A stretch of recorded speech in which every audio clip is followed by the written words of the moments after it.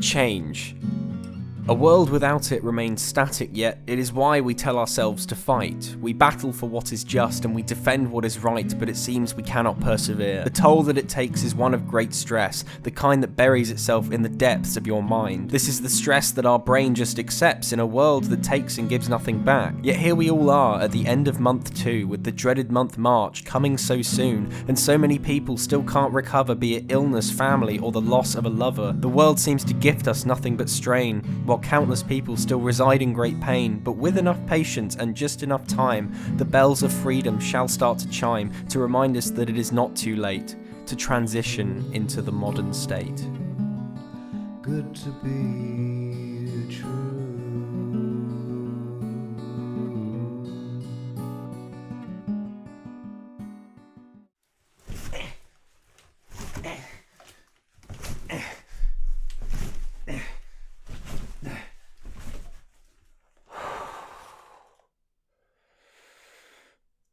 Alright. Is it just me, or have boxes become, like, way more interesting now I'm nearly 21? Because it's just, like, a really good box. Now, there's no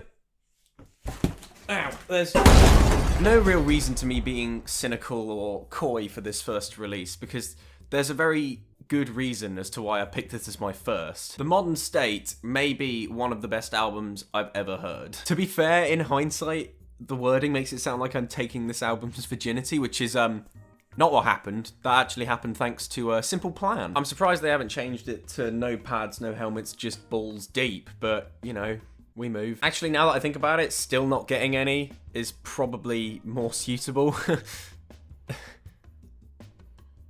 Oh. Anyway, we begin our musical journey with the debut album of Kent punk rock band The Young Hearts, who released The Modern State on January 29th. I'm a little late to this one, I know, but this isn't one of the albums where you can just blindly present your opinion. It needs time to marinate and present itself. It's the kind of scenario where you sit back, relax, press play, and just see where it goes. Like watching a good person audition for Britain's Got Talent.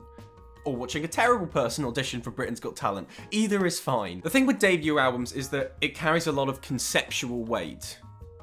I wish my weight was conceptual. While they are a perfect way to encapsulate a band's sound, influences, and just general quality, they can also make and break the entire band's career. You have this weird musical double-edged sword where you have so many people that just pack to release their debut magnum opus without any refinement, but you also have the bands who are defined by their debuts. I find myself doing it all the time with essays and personal projects. You know, I'm so excited to get it out there into the world and finished that I don't check up on it and I'll miss misspelling or just leave a few edits out. Yeah, like that. Annoying, right? What the Young Hearts have done, on the other hand, is something that I very rarely do, which is checked their work. They took their time honing and perfecting their style, their sound, their production, and what released was one of the most candid, sentimental debuts I've heard in a long time. As my I'm 14 and This Is Deep poem tried to capture, the world is in a bit of a tormented place right now. Nothing really good is happening, and generally everything's a bit meh. I'm 14 and This Is Deep, more like I'm 20 and this is seriously depressing. But this is exactly why I turn to something like The Modern State, because it's been such a long time since an album has made me feel truly optimistic. I have honestly listened to this album every day in full since it came out. That's not even me pandering to the band. I genuinely just cannot stop listening to it. I'll just find myself doing something, anything, and I'll just whack it on regardless of what I'm doing, because it just makes me feel so good. This is a copyrighted song, which means I can't play it, so just pretend this is one of the songs. Yeah. This just doesn't happen a lot anymore. You know, I need my serotonin, man. Do you know how little I have left? I can name mine, but that's the thing, this just shows the sheer power of the Young Hearts. Their inspirational lyrics combined with the raw talent of their instruments turns this debut into one of the most cathartic and endlessly replayable albums I've heard. The entire album falls under this one message of hope. It's the idea that while the world is in a pretty depressing place right now, that doesn't negate our ability to alter that and improve the lives of ourselves and even the others around us. The quality of this message is conveyed through their intelligent and captivating songwriting, the kind that we would expect from an artist that should be on their third, maybe even fourth album, yet the Young Hearts make it as if they've been around for ages. I mean, technically they have, if you count their 2015 and 2017 EPs, but I'm not, so Whoops. To pick out a favourite track would do a disservice to the quality of the album as a collective. However, there are some that capture all of these recurring themes more so than others. Introducing us into this guitar-driven record is Wild and Reckless, a track that epitomises the sound that the Young Hearts are aiming to demonstrate. A slow-burning riff just explodes into a musical flurry of guitars and harsh drums, with frontman Craig Lawrence's vocals bursting onto the song in a very similar way. This was probably my favourite for the longest, though obviously favourites can change quite quickly, like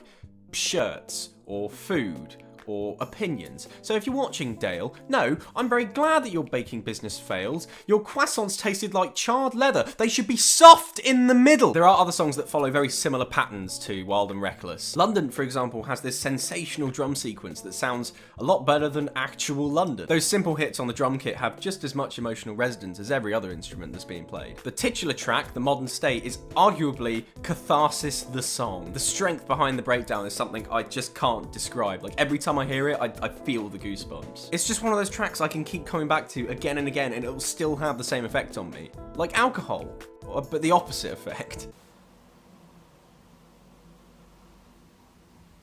How does my mouth taste of nothing?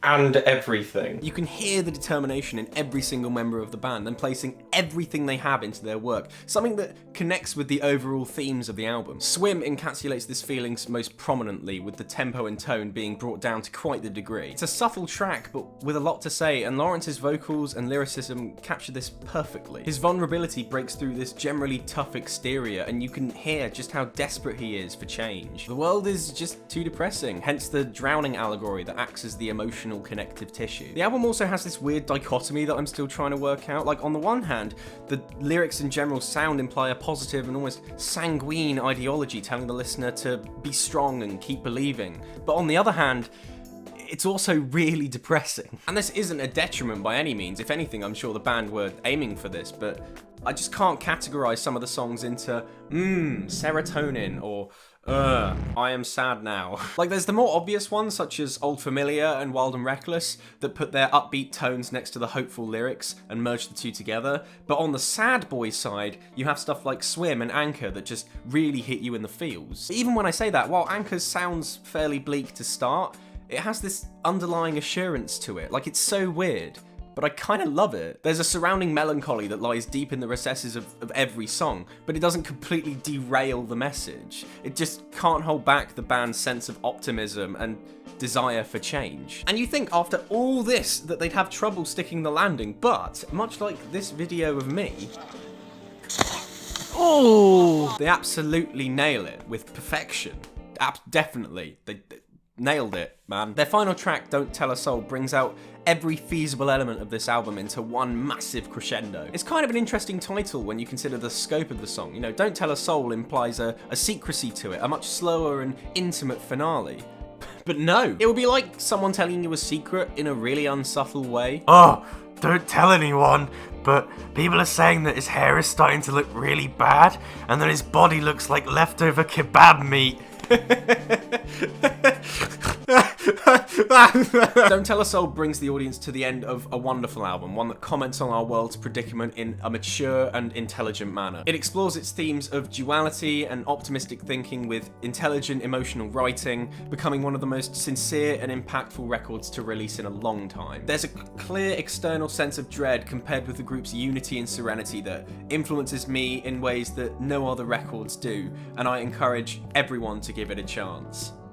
And speaking of chances, I just wanted to say thank you so much to everyone who's been so supportive with this endeavour of mine. If you came here from the Instagram page, or if I personally asked you to come here, or even if you've gone down such a deep YouTube rabbit hole that you've ended up resulting in a guy talking about an album you've never heard of for however long it's been, then thank you anyway. With everything that's going on in my life and in the world as a collective, I felt that it was the right time to just spread positivity through music, be it someone else's or even mine. But you don't want to hear that, especially if you like ears or hearing or just feeling good about yourself. If you liked the style of this and my introductory pretentious fest that was that poem, then be sure to stick around for the next videos, because they hopefully won't be too far from now. But do remember that university work takes priority.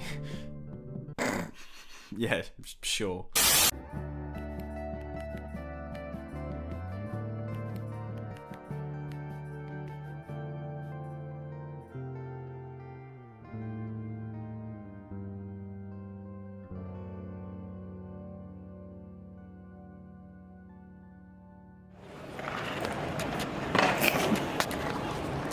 I need a prompt, but...